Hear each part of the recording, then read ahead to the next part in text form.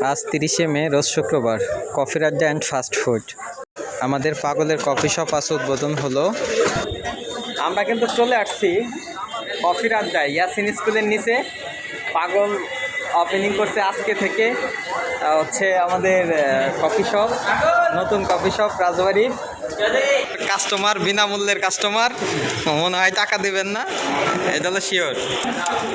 আমার দাদুর হচ্ছে এই যে কফি শপ ইয়াসিন স্কুলের নিচে।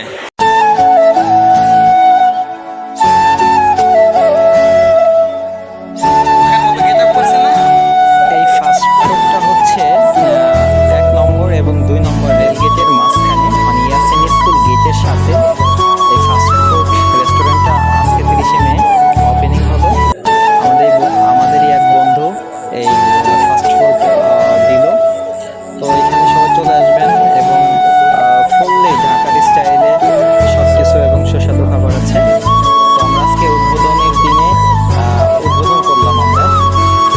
তো আপনারা চলে আসবেন সবাই মিলে। মেনুটা কি কি আছে? সব পাওয়া যাবে,